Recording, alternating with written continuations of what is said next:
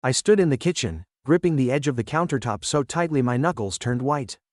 Meanwhile, Lisa sat at the table, calm as ever, sipping her tea as if nothing was wrong. She didn't even look up when she casually dropped the bombshell. By the way, Alice's wedding is family only. She thinks it'll be less awkward if you don't attend. My stomach twisted and I felt the air get sucked out of the room.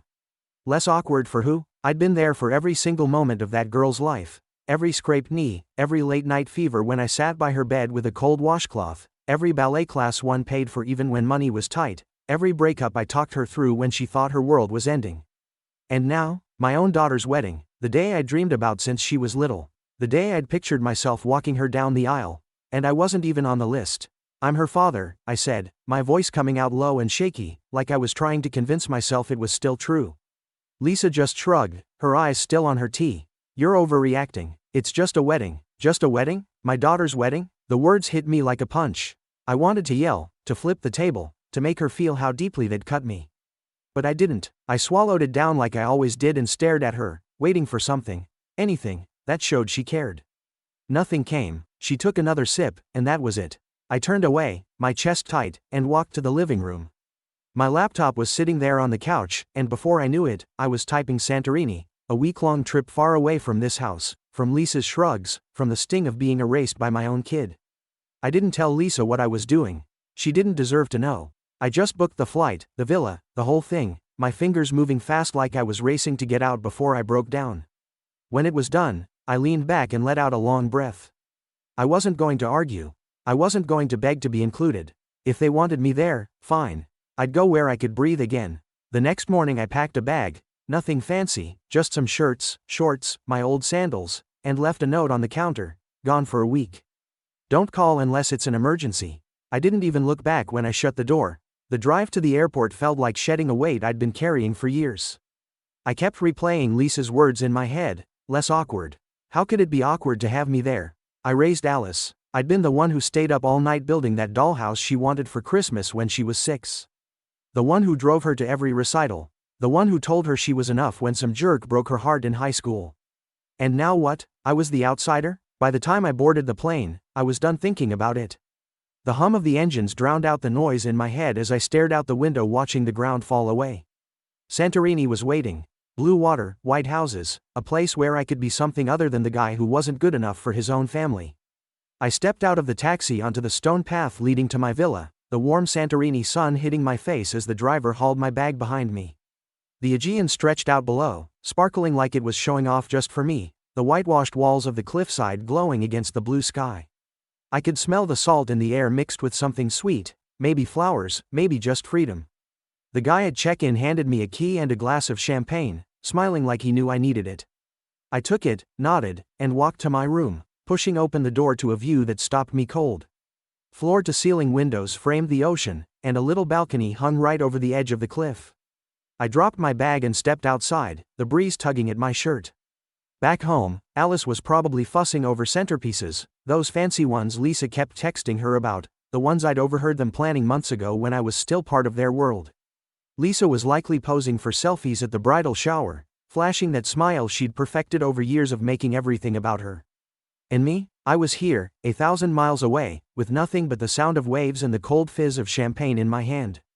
I kicked off my shoes, propped my feet up on the balcony railing, and stared out at the water. It was quiet, quieter than my life had been in years. No arguments, no demands, no one asking me to fix something or pay for something or just shut up and take it.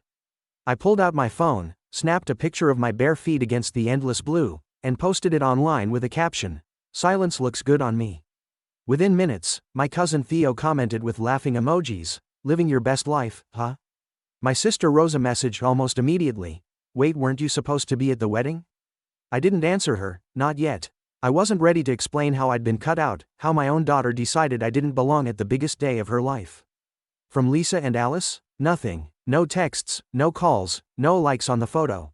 I waited, sipping my drink, watching the screen, half expecting something, "Where are you?" Or even "Hope you're okay." But the silence from them was louder than the waves.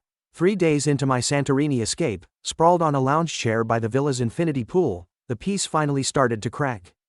The sun was high, the sky clear, and I'd just settled in with a cold beer, the condensation dripping onto my hand as I watched the water shimmer below.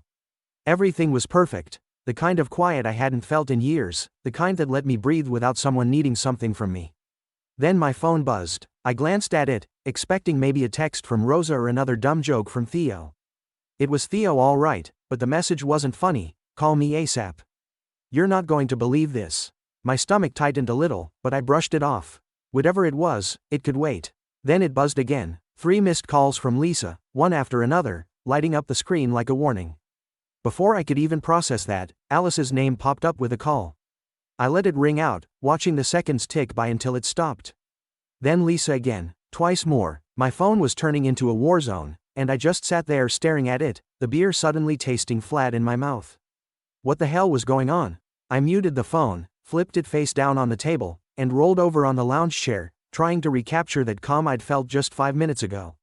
The pool water lapped gently against the edge, and I focused on that, on the breeze brushing my skin, on the distant hum of a boat somewhere out at sea. But my mind wouldn't settle. Why were they calling now? After days of silence, no where'd you go, no are you okay? Suddenly they couldn't stop blowing up my phone. I picked it up again just to check and saw the notifications piling up, voicemails from Lisa, a text from Alice that just said Dad. With a question mark, even a missed call from my brother-in-law Colin, who never calls unless he's drunk or in trouble. It was like they'd all remembered I existed at the exact same moment. I set the phone back down harder this time and grabbed my beer, finishing it in one long gulp. If I wasn't important enough to be at Alice's wedding, why should they be important enough to ruin my day? I'd spent years being the guy who picked up the phone, who dropped everything to fix their messes. Lisa's fights, Alice's crises, Colin's dumb decisions. Not this time. The next morning, I woke to the sound of waves crashing below my villa, the morning sun sneaking through the curtains. It was day 4 in Santorini, and I'd started to feel like a different man, lighter, like I'd left more than just a suitcase behind. I powered on my phone just to check the time. The screen lit up with notifications, but one stood out, a long text from Alice sent at 3 a.m. Her time. Dad, please call me. I messed up. That was it. No details, no explanation, just those words staring back at me. I called Theo instead. Man, you picked the perfect week to disappear, he said, laughing. That wedding? Total disaster. As he laid it out, Alice's fiancé found texts from her ex. They fought in front of everyone. The mother of the groom blamed Lisa. Half the guests left before the first dance. I stood there watching the fishing boats bob on the horizon and felt nothing. No schadenfreude, no vindication, just empty space where I thought I'd feel something. On my 7th day, as I sat watching the sunset paint the sky orange and pink, my phone buzzed again. Lisa's name flashed on the screen, 3 voicemails left that afternoon. Against my better judgment, I played the first one. Look, I don't know where you are, but this is ridiculous. If you'd just been here, maybe Alice wouldn't have felt so cornered. Call me back. The second was softer but still dripping with guilt. I'm sorry, okay? I didn't think it would turn out like this. We need to talk. The third was clipped. Fine. Keep ignoring us. But this isn't helping anyone. Then Alice tried FaceTiming me. I watched her high school graduation photo flash on the screen, back when she still hugged me without thinking twice, and hit decline. A text came through from Aunt Nadia, Lisa's sister. Just so you know, things might have gone differently if you'd been there to keep the balance. Alice is a mess. Call her. Keep the balance. That's what they called it. Me being the one who stayed calm, who fixed the fights, who paid the bills. The human band-aid they peeled off when they didn't need me anymore. She arrived at sunset on my 8th day, still wearing that damned wedding dress, no veil, just smudged mascara and red-rimmed eyes. Mom said you'd understand, she began. The cicadas screamed. Somewhere, dishes clattered in the taverna kitchen. I do understand, I said finally. That's the problem. Over bitter coffee, the truth came out in fragments. How Lisa had manipulated her for years. The family-only rule was never Alice's idea. She'd been too afraid to stand up to her mother. I didn't want to hurt you, she whispered. I just didn't understand. We walked the black sand beach at midnight, her hand in mine like when she was little and afraid of the dark.